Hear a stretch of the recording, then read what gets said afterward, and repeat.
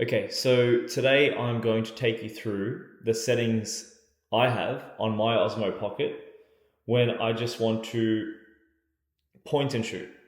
Basically, the least amount of effort for color grading.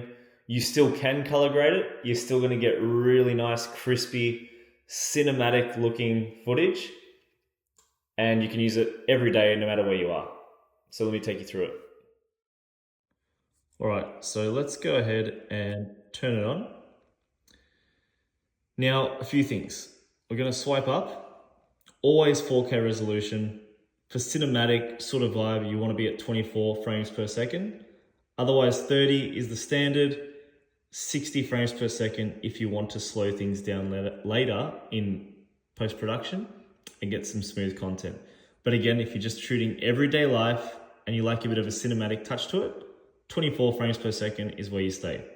If you're shooting vertical, it's 3K, 24 frames per second still. That's that. Now, let's swipe down. Let's see what else we've got. In terms of the gimbal settings, I like to always have this on tilt lock.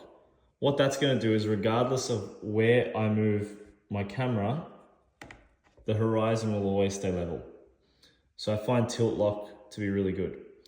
Now let's go, if you swipe from right to left, click on Pro so you get onto this menu. Exposure, I have this set to 1/50, so you always want to follow the 180 rule. Basically, if you're shooting at 24 frames per second, you go 48, the closest is 50. If you're at 30 frames per second, it's 60. If you're at 60 frames per second, it is 120. For the ISO, I do have this set to range, so you just have to swipe until you go up to this range. I just leave that at 50 to 6400 ISO and hit confirm.